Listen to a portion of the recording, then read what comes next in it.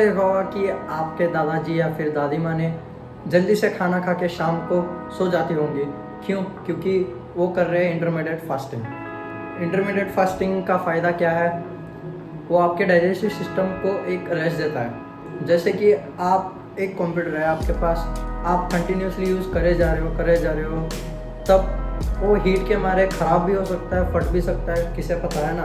पर ख़राब तो पक्का होगा अगर आप कंटिन्यूसली यूज़ करोगे, तो उसे एक रेस्ट तो चाहिए।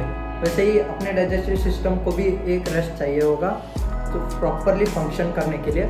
जब आप इंटरमीडिएट फास्टिंग करते हो तब डाइजेस्टिव सिस्टम अच्छे से रेस्ट मिलता है और ज़्यादा से ज़्यादा आपके फूड जो आप देखे हो डाइजेस्ट कर पाता है और आपके बॉडी को न्यूट्रिशन लगता है। तो इंटरमीडिएट फास्टिंग का एक फ़ायदा है। और दूसरा फ़ायदा है, आपको कैलोरीज काउंट नहीं करनी पड़ेगी। आपने सुना ही होगा कि बहुत बंदे बोलते होंगे कि अगर आप कट कर रहे हो या फिर बल्क कर रहे हो आपको कैलोरीज को काउंट करना पड़ेगा। अरे यार, एक बंदा कितना ही डालेगा कि एक ऐप में जाके मैंने 2 रोटी खाई, 3 रोटी खाई, कैलोरीज काउंट करते बैठेगा। नहीं यार, उतना कौन ही करता रहेगा, मेंटली एग्जॉस्ट हो जाएगा एक बंदा। तो बेटर वे होगा कि फास्टिंग करो और जितना अपने बॉडी को चाहिए होगा उतना हमें भूख लग जाएगी और आप खा सकते हो जितना चाहिए। अगर आपकी बल्क करने की इंटेंशन है तो आप क्या कर सकते हो, उतना मेंटेनेंस कैलोरी से ज़्यादा खा सकते हो। अगर आपकी कट करने की इंटेंशन है तो आप कैलोरिक डेफिसिट में खा सकते हो। आपको कैसे करना होगा इंटरमीडिएट फास्टिंग? तो आपको कुछ नहीं करना है, 7 या 8 बजे के शाम में खाने को ख़त्म कर देना है, खाना जल्दी खा लेना है। ऐसा आयुर्वेदा कहता है कि जल्दी खाने से अपना डाइजेस्टिव सिस्टम जो होता है अच्छे से डाइजेस्ट कर पाता है अपने फूड को।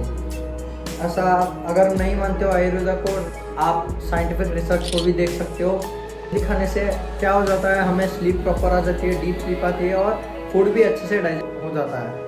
तो जब आपने 7 या 8 बजे के बीच में अपना खाना ख़त्म कर लिया होगा तो 10 या 11 बजे के बीच में आप सो जाओगे। जब आप सोओगे आप इनडायरेक्टली फास्टिंग स्टेट में चले जाओगे और आपको पता भी नहीं चलेगा कि हाँ मैं फास्टिंग कर रहा हूँ, क्योंकि आप सोए होंगे उस टाइम। जब आप उठेंगे तब आपको थोड़ा 2 या 3 दिन तक ऐसे एनर्जी लेवल्स कम हो जाएंगे। फिर जब 2-3 दिन के बाद आपकी बॉडी अडेप्ट कर लेगी तब आपको पता भी नहीं चलेगा कि आप फास्टिंग कर रहे हो या फिर आपकी एनर्जी लेवल्स डाउन हो रही है। तो जब आपने सो के उठ जाओगे तब आपको कुछ नहीं करना है, गर्म पानी पी सकते हो तो पी लो या फिर बस पानी पियो। 9 बजे जब तक ब्रेकफास्ट नहीं कर रहे हो तब तक कुछ मत खाना। जब ब्रेकफास्ट कर रहे हो ब्रेकफास्ट करके ख़त्म है। तो यही है। अगर बिगिनर हो तो आप क्या कर सकते हो, 12 घंटे कर सकते हो। अगर आपको पहले से फास्टिंग करते आ रहे हो तो आप 16 आवर्स कर सकते हो। इसमें क्या होता है कि आप ब्रेकफास्ट को भी स्किप कर देते हो और एकदम लंच करते हो। और एक और बात है, आप जब आप शाम में डिनर कर रहे होगे तो लाइट करना, क्योंकि आयुर्वेदा में लिखा है कि जैसे सन वर्क करता है हमारा डाइजेस्टिव सिस्टम भी वैसे ही वर्क करता है। 12 बजे सन बहुत स्ट्रांग होता है तो हमारा डाइजेस्टिव सिस्टम भी उतना ही स्ट्रांग होता है। तो तभी आप जितना हो सके उतना खा लो।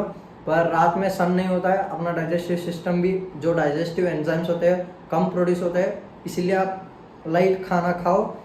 और यार, जब आप फास्टिंग कर रहे होगे तो प्रोटीन कभी भी मत स्किप करना, क्योंकि protein is the most important. अगर आप फास्ट करके आप हेल्दी भी खा रहे हो पर प्रोटीन नहीं है आपके डाइट में तो कोई फ़ायदा नहीं होगा। तो आपको प्रोटीन इंटेक आपका ऑन पॉइंट रखना होगा। आप फास्ट कर रहे हो, प्रोटीन भी ऑन पॉइंट है, तब आपको रिजल्ट्स दिखेंगे। तो दैट्स इट, लव यू।